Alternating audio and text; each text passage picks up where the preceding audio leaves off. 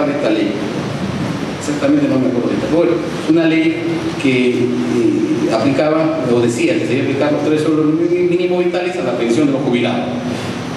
Entonces yo veo la demanda y digo, efectivamente, aquí hay mucha probabilidad, y casi ya está descartado que se declare fundada la demanda.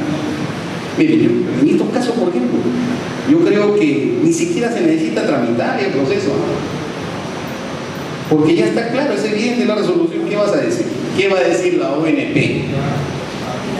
¿No es cierto? Pero, bueno, en fin, en este tipo, cuando ya es evidente, ¿para qué van a ofrecer de contracautela si es que se pidiera alguna medida cautelar? Innecesario ofrecer contracautela porque está casi declarado el derecho, simplemente falta la sentencia y punto. Por ejemplo, en esos casos hubo esa discusión, ¿no? De repente se presenta en algunos casos, bueno, que debe mejorarse la redacción del artículo en el sentido de que se le faculte al juez de manera discrecional la obligación de pedir contracautela. Bueno, ese es un tema que debía quizás el legislador pensarlo, ¿no? Pero eso ha quedado ahí.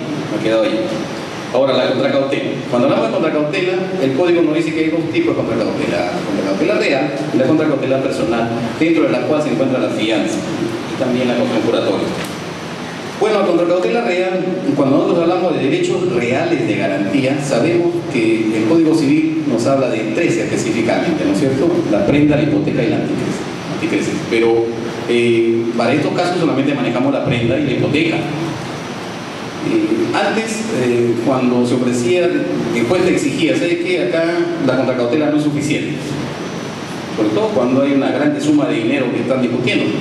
La contracautela que me has ofrecido, que es caución juratoria, no es suficiente para cautelar $100.000. Pues, ¿cómo va a ser suficiente? Entonces tiene que poner una contracautela real. Bien, ¿qué es lo que hacía el justiciable?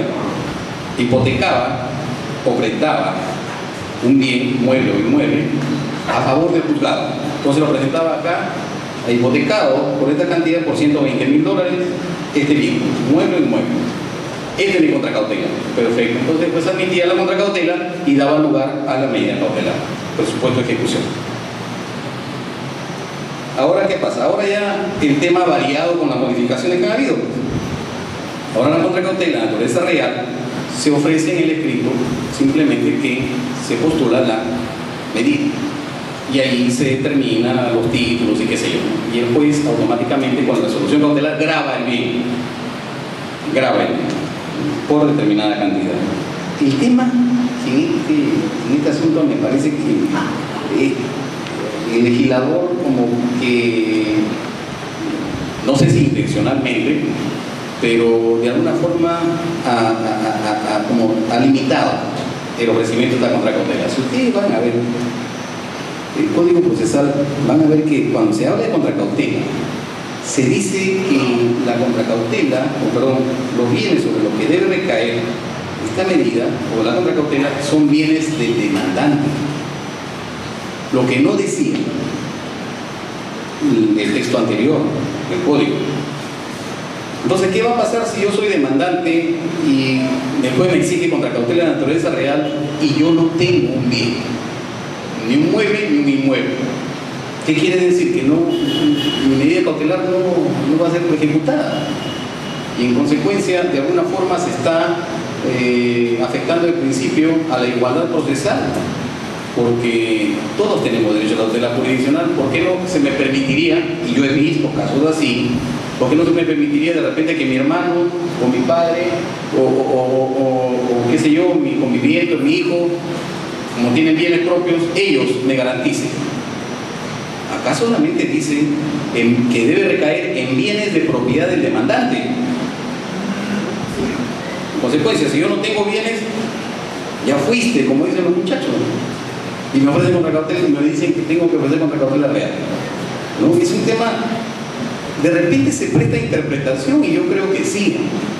De repente, bueno, se dice así, pero ¿cuál es la finalidad de la contracautela? La finalidad de la contracautela es garantizar los eventuales daños y perjuicios que se puedan causar con la ejecución de la medida cautelar. Para eso sirve la contracautela. En consecuencia, lo que debo cuidar yo como juez es eso, el pago de esos daños y perjuicios que puedan causarse. Y si eso se puede cautelar con esta prenda o esta hipoteca sobre un bien que no es del demandante, pero que la parte que graba el bien admite que lo graba, está de acuerdo en que lo graba a favor del demandante, yo creo que no habría mayor inconveniente. Pero en fin, es un tema de opinión, es un tema de opinión.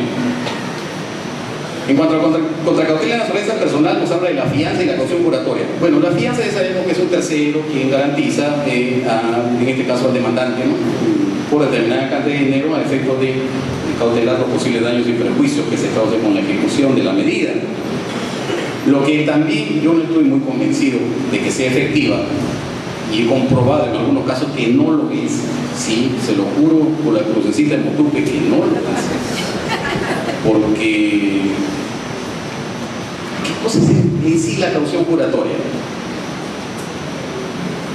¿Se han puesto a pensar en este tipo de... Es un saludo a la bandera?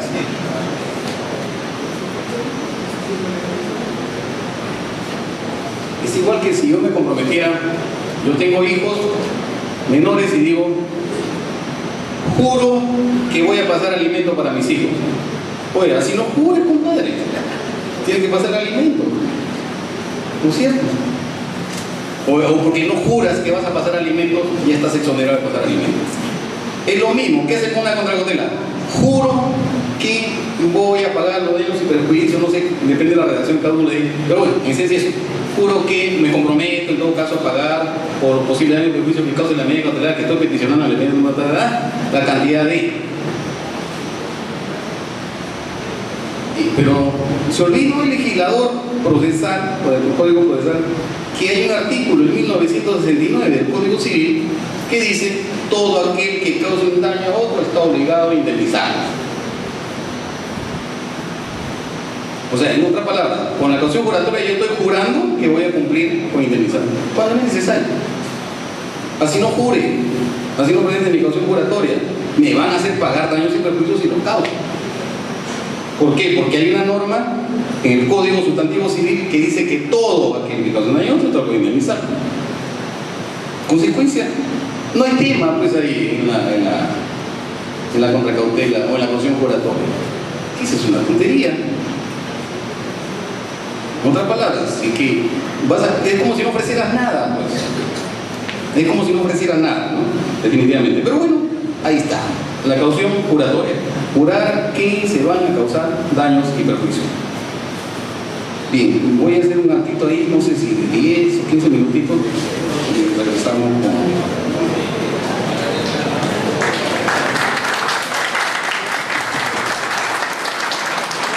Coleguitas, por favor. Bien, a ver, estamos hablando sobre los presupuestos de la medida cautelar. De eso habíamos terminado. Ahora vamos a ver lo correspondiente al procedimiento cautelar. Fíjense, si ustedes advierten, digo procedimiento cautelar. Pero sin embargo en el código nos habla de proceso cautelar. ¿Por qué procedimiento y no por qué proceso? Por la siguiente simple razón. El proceso es un sistema, un trámite, un conjunto dialéctico, así se le llama, de actos procesales, que tiene por objeto dar satisfacción plena. Y también, obviamente, esto implica que la decisión que se emita en ese proceso judicial tiene la calidad de cosa juzgada. Lo que no sucede pues con la medida cautelar, que no da satisfacción plena, sino en algunos casos simplemente adelanta lo que se está pretendiendo del principal. Y tampoco la decisión que se emite en el proceso cautelar, o en el procedimiento cautelar, constituye cosa juzgada. No hay nada más contradictorio, por ejemplo, en el procedimiento entre las instituciones, que la cosa juzgada respecto al proceso cautelar o procedimiento cautelar como debería ser. Bien, rápidamente, porque van a hacer, me parece, una pequeña ceremonia acá respecto de las damas, de los colegas. Vamos a ver sobre las características del proceso cautelar. En primer lugar, es una pretensión autónoma. Sí, definitivamente es autónoma.